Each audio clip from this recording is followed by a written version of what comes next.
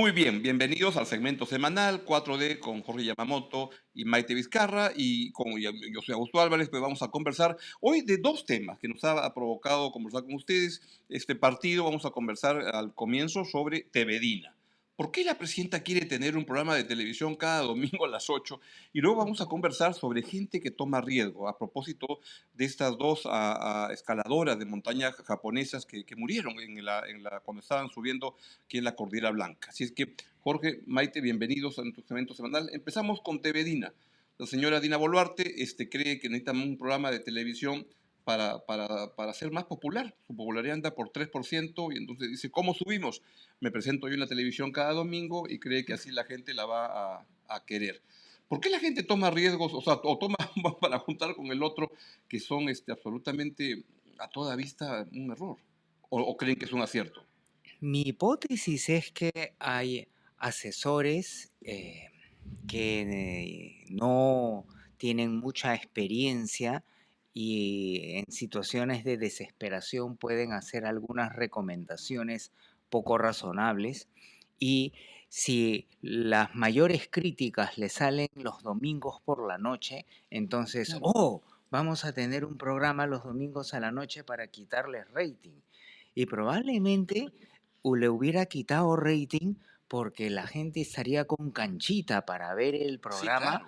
pero lo más probable es que el contenido de ese rating lleve a una peor aprobación y hasta un grado de burla, lo cual calibraron que a la larga no le va a ayudar. Pero mi hipótesis es que por ahí fue, porque cualquier persona que conoce toda la logística y el esfuerzo para tener rating y la investigación periodística se daría cuenta pues que por ahí no va la cosa, salvo que quiera hacer un programa humorístico, que creo que tampoco no era la idea, Bueno, ¿no? no O le digo, sea, no. ¿tú crees que hubiera tenido éxito por el No, chisme, por sí, la curiosidad? Como programa cómico, Cómico. claro. como rating, pero era un Periodísticamente nada. contenido que iba Claro. a aumentar sus puntos negativos de Sí. aceptación. Porque tal vez se le vería sus lados flacos como comunicadora, ¿no? Porque para empezar no ha comunicado nada en no sé cuántos días, 200 y pico días, ¿no? 250 y Yo tanto, creo yo que siempre tengo te escucho medio. que haces tu conteo, porque alguien que en principio no tiene ese interés de comunicar difícilmente va a poder sostener un programa de cuánto, de 30, 40 minutos sola. Es un chambón, parece fácil, por más que tú tengas un buen productor, alguien que te ponga la claqueta, es otro lenguaje, ¿no? Y habilidad también, ¿no? Mm, Porque cuando comunicaba tampoco como que no era así muy es, tampoco. hábil, pero como dices, pues un buen teleprompter, un buen productor, pero la gente no iba a conectar, ¿no? Porque hay que tener un poco de contenido junto con la forma y ya teniendo decimales y margen de error de aprobación, creo que eso iba Sí. a ser más trágico a la larga. Ahora, Ujú. se cumplen hoy día 252 días que la presidenta no ha dado una declaración 152. a la prensa. Y ahí pueden, no sé, pueden haber varias teorías. Una es que siempre los políticos y a la gente en general le cuesta asumir que no es bueno para el cargo. Y entonces su primera respuesta es, creo que somos tan buenos, lo único que nos falla es nuestra comunicación. Entonces le echan la culpa al pobre equipo de relaciones públicas y siempre acaban pagando pato. He visto caricaturas que dicen, y prometemos que nuestra próxima gobierno, la campaña es, vamos a tener un mejor equipo de comunicación. Todo lo pasan en eso. Lo otro es que cuando ya tienes 2-3% de aprobación, es cuando tú piensas que es peor imposible. Entonces ensaya cualquier cosa y de repente nos da un resultado y comenzamos a crecer un poquito. Mm. Pero y lo otro es que los gobernantes necesitan siempre un entorno de ayayeros, que le dicen, presidenta, usted qué bien, que saldría todos los domingos ahí hablando de sus experiencias desde niña y todo, y entonces eso va a hacer que la gente la quiera más. Desde niña, o sea, tendría que ser una vida, Es que pues, entiendo que además ese otro wow. tema, cómo se ha filtrado todo y refleja una presidenta muy huérfana de equipo, porque todo lo que estaban trabajando en Canal 7 se filtró a los medios. Cómo iba a ser la canción, quiénes iban a ser los periodistas. Entonces, ni siquiera pueden guardar en reserva el proceso, que desde el Canal 7 seguramente lo han filtrado, lo que le costó la cabeza a la presidenta de IRTP y han nombrado a otra persona. Pero es un gobierno como que no se da cuenta que tiene una precariedad y que lo mejor que le podría ocurrir es perfil bajo y que vengan los candidatos y que ellos se lleven todo el show y tú te pones a la retaguardia a durar tranquilamente. Ahora, el otro tema que es un poco triste es que el canal del Estado siempre ha sido, es un botín de los gobiernos, ¿no? Ahí hay una tarea pendiente porque para la gente que nos ve, o sea, eventualmente siempre hay esta identidad entre quien gobierna y el canal del Estado, el canal 7, ¿no? Como que tendría que ser caja de resonancia o del presidente o de los ministros cuando en verdad es un canal público, ¿no? Que debería estar a disposición de distintos temas y no de la figura presidencial, ¿no? Yo Y, quisiera dar una discrepancia pequeña. No, y es cierto, los políticos siempre ven el Canal 7 como botín. mm, Además de los 18 ministerios, el Parlamento, claro, todas las todos, agencias todos, y todos. cuanto parque público puedan. Si al ministerio le pudieran poner rueditas, se lo llevan. Por eso, entonces, ahí viene el drama, pues, o sea, imagínate, creo que ella pensaba, pues, que tal vez el Canal 7 también es su espacio, su chakra natural, y por eso ha pensado en esta historia, ¿no? Ahora, más allá de ese tema que creo que todos los que tienen un poquito de poder formal, o sea, o es el ejecutivo o es el legislativo, piensan en el Canal 7 como un espacio que les toca. Sí es verdad lo que tú dices, ¿no, Jorge? Que en verdad no hay esa capacidad de, o sea, uno puede tener un gran productor, un gran teleprompter, lo que fuese, pero hay habilidades y sobre todo de verdad que te tiene que gustar comunicar para que se exprese, porque si no va a ser un gran fiasco, ¿no? La gente ahora ya se da cuenta de estas cosas, ¿no? Y en la psicología de la comunicación, específicamente la persuasión, se estudia las características del público, cuáles son sus intereses, sus valores, se diseña el contenido y luego se busca un comunicador adecuado a ello. Mm, Entonces ahí estamos en el mundo al revés, pues la persona menos capacitada de acuerdo a las encuestas para dar una voz crítica y un liderazgo y un camino a seguir para los peruanos es quien tiene el poder para hacerlo y la más baja aprobación histórica. mm, Ahora, creo que algo de eso lo hemos conversado la semana pasada cuando hablábamos sobre políticos que pierden sentido de la realidad y comienzan a hacer cosas que no les conviene. Pero en este caso yo quisiera hablar bien de la presidenta Boluarte y de repente es una expresión de sensatez el que haya decidido no dar una entrevista a la prensa nunca y tener este monólogo, no sé cómo lo armarían con un guión, ¿no es cierto? Porque siempre, no sé, yo he escuchado la frase que te dicen que no hay peor cosa que la gente crea que eres tonto y que abras la boca y la gente se dé cuenta que eres tonto, no concluyentemente. Y eso le pasó al pobre Pedro Castillo. ¿Recuerdan esa entrevista que le dio al periodista de CNN que pasó el carro por delante, por detrás, chancó y realmente lo atropelló? Y ese día Pedro Castillo dijo, ni más, doy una entrevista. Entonces, claro, Dina Boluarte ha dicho, no, no, mira lo que le pasó a Pedrito, yo no me meto en esta cosa. Muy mm. buena, claro que sí. Mm. Pero igual parece que va a tener, ¿no? Parece que ahora No, a ya no, raíz así. le van a preparar una entrevista, o sea, ya no hay programa, pero que sí le están armando una entrevista especial, no sé qué, ya viene, como para que de alguna manera lo que tú dices, más bien controlada, para que no vaya a decir cosas que no corresponden, ¿no? ¿De quién? ¿CNN o No en IRTP? en Canal 7. Alguien de por ahí le va a hacer una entrevista y bueno, supongo que con eso pues dará una suerte de sí quiero hablar, pero como a mí me sugieren, ¿no? Ahora, aprovechando a Jorge que tiene ese conocimiento de la psicología social, ¿cómo hace un presidente, un jefe de Estado para transmitir confianza, legitimidad, entusiasmo? ¿Qué es lo que tiene que hacer? Porque no necesariamente es ofrecer aumentar el sueldo mínimo y armar la fiesta.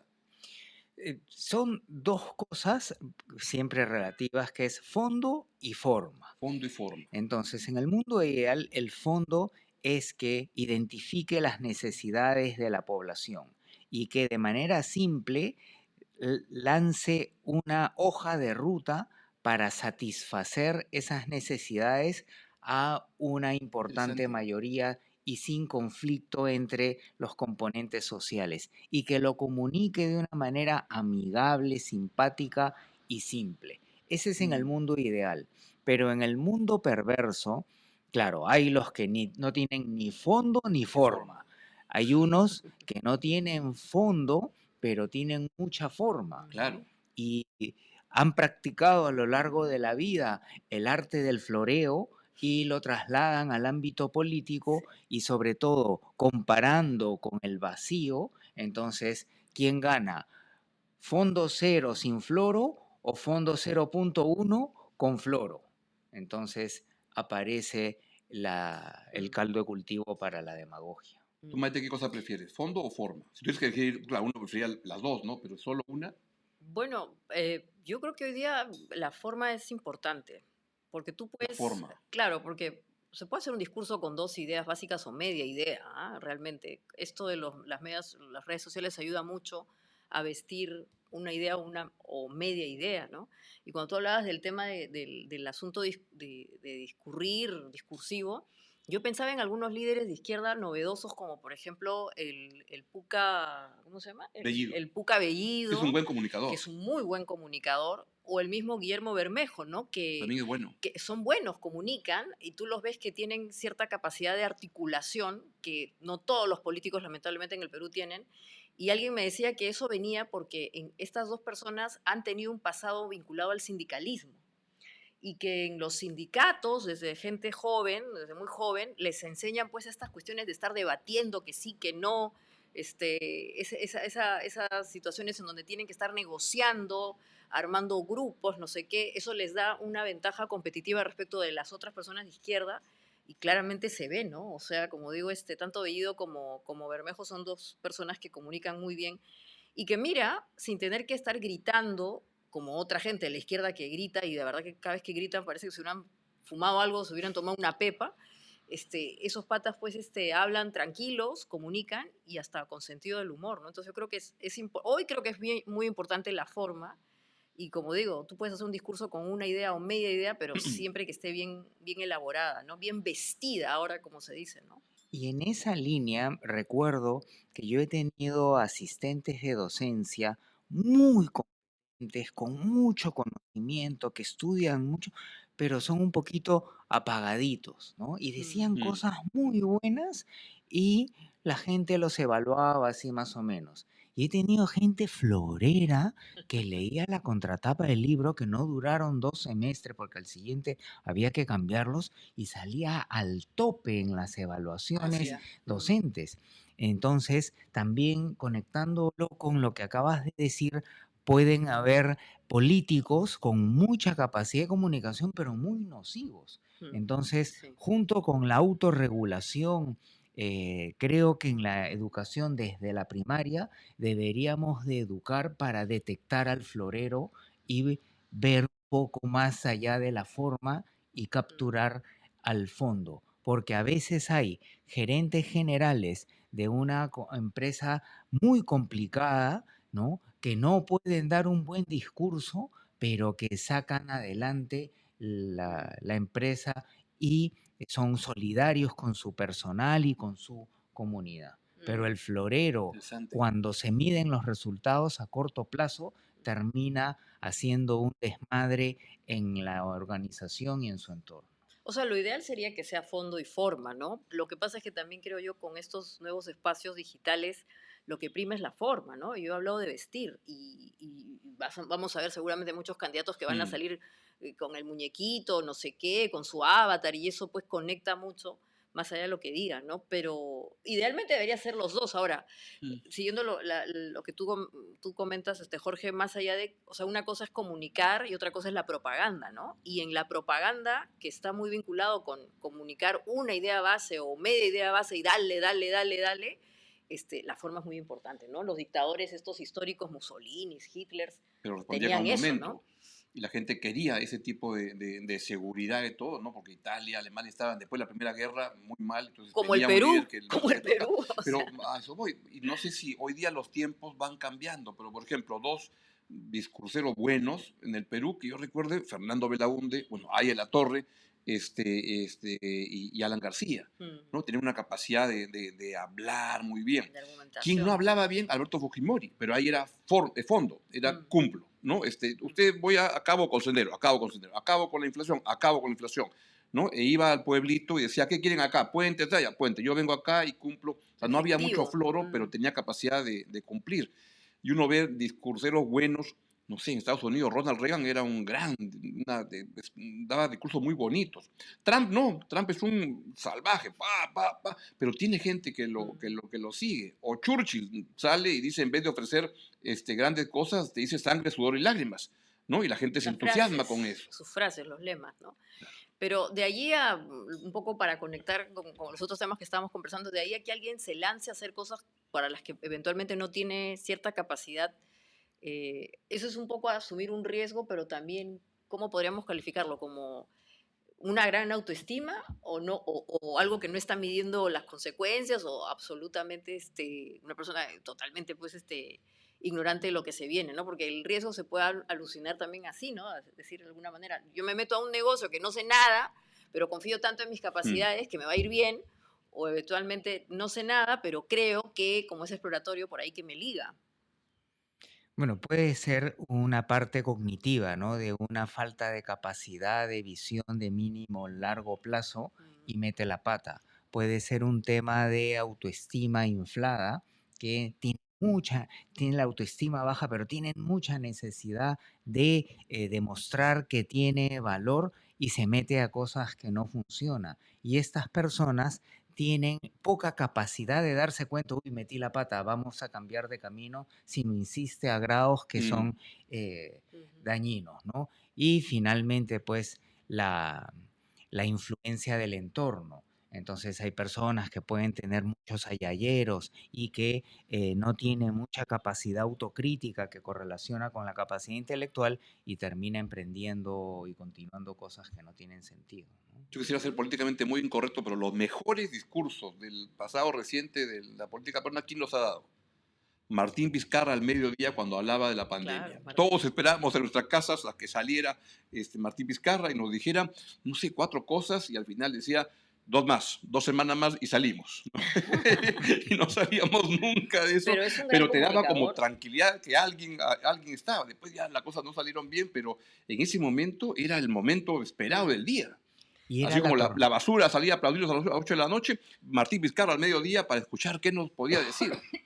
Y era el caldo de cultivo de la tormenta perfecta por la pandemia. Claro, Sí. No, además hay que reconocer que, por ejemplo, a este señor yo creo que sí le gustaba salir a hablar al mediodía, ¿no? Ya le había agarrado un gusto porque no, era como claro. que el papá que les da instrucciones a los hijos, mucha gente ha comparado a Vizcarra en ese momento Era el con un padre, padre, claro, ¿no? claro. Claro, y ya después el tema de las redes sociales lo maneja espectacular, ¿no? Imagínate, ha estado, la última vez que salió de la fiscalía, me pareció alucinante. Salía de la fiscalía donde le habían dicho que sí, solamente vas a estar, Mm. ¿cuánto tiempo va a ser? 6 meses, ¿no? 107 días que estuvimos Cien, encerrados. no, no, Vizcarra ha dicho que va a estar, le han dado prisión, Ah, no, no, ha salido libre, no le han dado prisión preventiva. Le ya. pedían 6 meses y él ha salido invicto. Solo Mm, le han dado unas condiciones un poco raras. No puede acercarse a una embajada. Y uno dice, ¿cómo va a Imagínate, ser? El Waze, habrá una función en el claro. Waze que dice, no pase por embajadas. Pero en todo No caso, sé, algunos jueces son más raros. pero salía de justamente que le lean ese tipo de sentencia, lo que fuese, bueno, la sentencia en todo caso, y se puso a hacer un live. O sea, en el taxi se puso a hacer un live con la gente. Dije, Estupendo, este comunica muy pata, bien. qué capo que es. Y la gente que sí, Martincito, mi presi, que no sé cuánto, es un capo el pata. O sea, Y no, su intención de de verdad, voto Bueno, lo alta. confirma. Sí. Antes que, no, nos vayan a acusar de que somos la barra brava de Martín Vizcarra, vamos a cambiar de tema, pues vamos a hacer dos temas el día de hoy, y tiene que ver con esta situación dramática en que unas escaladoras se dice, ¿no? Sí, Fallecieron, ¿no? Mm, Las dos, o solo una, solo una, sí. ¿no? Tratando de subir a la Cordillera Blanca. ¿Por qué la gente toma riesgos de ese tipo? ¿Qué entusiasmo le puede generar y qué es lo que esto puede significar? Hay un factor general en el ser humano y un factor específico en los escaladores. Cuando a lo largo de los miles de años de la especie humana hemos tenido que aceptar riesgos, cruzar el estrecho de Bering, explorar las cuevas, los territorios nuevos, y eso ha sido seleccionado en nuestro cerebro. Por eso, cuando hacen una cumbre increíble, se les aplaude, son los héroes, pero cuando se mueren son los tontos. Claro. Entonces, hay una suerte de motivación y admiración por el reto general.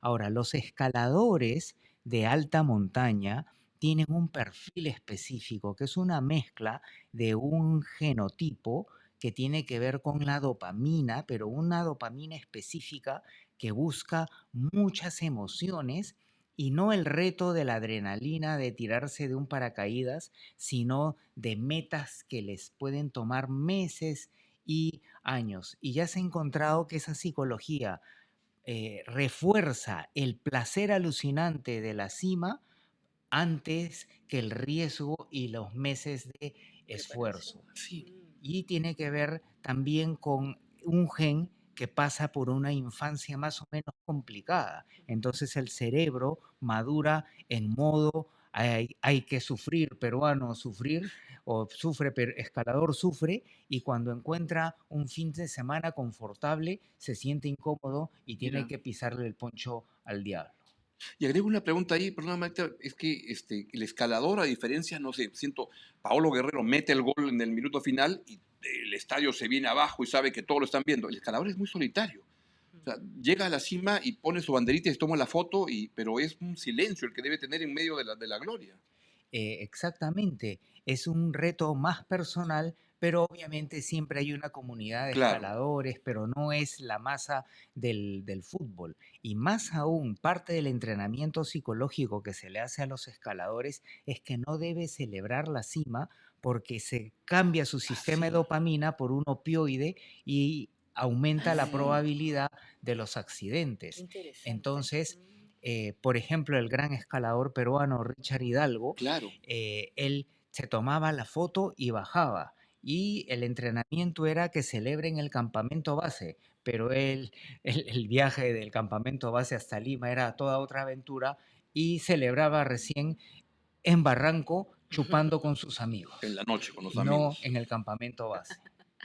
Claro, y además deben ser personas que manejan muy bien las recompensas, ¿no? O sea, tienen capacidad de esperar por la recompensa. Hay gente que no, ¿no? Que es muy ansiosa y que necesita pues rápidamente una recompensa chiquita, se van a tomar, se van a comer, lo que fuese, rápidamente. Creo que estas personas postergan mucho esa recompensa porque justamente les da esas ganas de tener una motivación. Su motivación interna está vinculada con eso, ¿no? Con tener la capacidad de poder esperar a la gran recompensa y entonces justamente pues te vas adecuando, ¿no?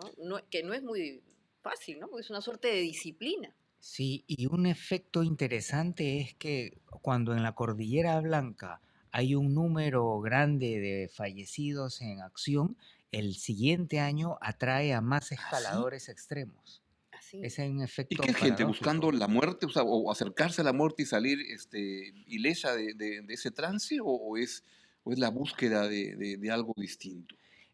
Hace algunos años se hablaba del suicidio no tradicional, pero eso se ha superado con la investigación y se habla de los retos más extremos que uno puede hacer.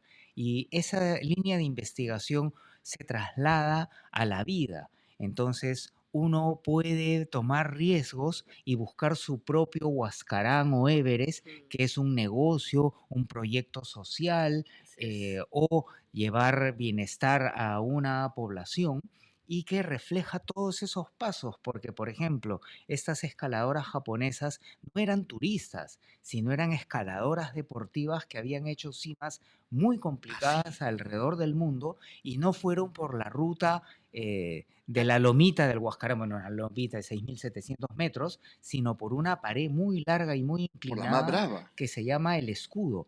Hay otra ruta que por una cara mixta que es más complicada, pero sí era una ruta muy profesional. Y ellas llegaron a la cima, solamente que en la bajada, como en muchos casos, tuvieron el percance. Qué pena, ¿no? Pero bueno, lo interesante es lo que tú has dicho, que no necesariamente tiene que ser una montaña física, sino que las gentes también, las personas, se autoimponen algunas metas y ahí la pregunta es, salvo el caso específico de los escaladores, es cómo establecerse metas, la palabra es muy usada, pero realistas, ¿no? Que te den impulso, pero que tampoco parezcan que son imposibles y al final te terminas frustrando, ¿no? Hay gente que se pone unas metas demasiado imposibles y hace todo, pero nunca llega, porque en el fondo son metas irreales, ¿no? Mm. Por ejemplo, en la política. Hay mucha gente que cree que puede ser político y eso es irreal, ¿no? Al final, ojalá fueran autocríticos, deberían frustrarse, pero al revés, le siguen dando la cuestión y tal vez nunca lo van a lograr. Claro, y ahí la metáfora de la montaña es muy clara, porque antes de subir una gran pared en el Huascarán, ellas primero hicieron el Monte Fuji, después algunas rutas más largas, y así van reforzando su seguridad, siguen entrenando, practican, se caen, fracasan, etcétera, hasta que van ganando espacios. Entonces es competencia que genera seguridad, autoeficacia, y de hecho la felicidad, parte central de la felicidad es que uno se proponga una meta que esté un poquito por encima de los recursos que tienes. Porque si está muy por encima te frustras y muy por debajo te desmotivas. Se alcanza ese logro, se disparan los neurotransmisores de la felicidad, pero qué bueno que duren poco, porque tu 20 se convierte en tu 00 y así sucesivamente. Qué interesante. Pues muchas gracias, Jorge, Maite, por tan interesante conversación. La verdad que yo aprendo muchísimo todos los martes acá en el programa. Les agradezco muchísimo. Gracias a ti. Y vamos Gracias con nuestra... a Maite también. ¿Cómo? No, que todos aprendemos un montón. Yo aprendo mucho gracias a ti y gracias a Maite. Bueno, vamos entonces ahora con este anuncio de este bootcamp que estamos anunciando esta semana aquí si lo pueden lanzar, por favor. Ahí está, revisa tu candidato. Y aprovechando que está aquí Maite, nos puede explicar mejor de qué se trata, porque es la protagonista de este bootcamp. Bueno, son varios, Augusto. El bootcamp es una suerte de capacitación así de inmersión en temas tecnológicos. Es una organización... ¿Puedes ponerlo de nuevo, por favor? Sí, de 5 organizaciones, valga la redundancia. Está IPAE, está Empresarios por la Integridad, está Transparencia, IPIS, el Instituto de Empresa y Sociedad, y Proética, y lo que vamos a hacer desde este jueves 3 es enseñarles a todos cómo usar la tecnología para justamente hacernos sentir, ojalá escoger mejor a los candidatos que vienen, utilizando una herramienta tecnológica que se llama Revisa tu candidato. Así que va a ser muy interesante. Se pueden ¿Y cómo te inscribir. matriculas? Es totalmente gratis. Bueno, en este momento, si por ejemplo pueden, le dan una fotito al QR que está ahí y los va a llevar a un formulario. Y en ese formulario ustedes llenarán sus datos, etcétera, y les vamos a enviar un link. ¿Y es virtual, presencial? Virtual. Es virtual y una sesión presencial. Ya, o sea, entonces, como diría Melcochita, no vaya, o como dirían en esos infomercials que hacen, ¿no? En la televisión, así sale, llame ya. Llame ya. Tome una foto ya. Muy bien. Y de esta manera, pues los dejamos, les agradecemos su presencia el día de hoy. Por supuesto, les recordamos que todo el contenido que aparece en este programa usted lo puede encontrar en nuestra página web www.a3r.net y además entre en YouTube y marque la campanita para que le avise cuando arranca nuestro programa. Y los dejamos con este importante anuncio que nos viene por encargo de la concesionaria del trasvase de Olmos sobre la presa Limón, una obra clave del proyecto Olmos que regula el agua del río Huancabamba para la agricultura y las comunidades cercanas a la presa. Nos vemos.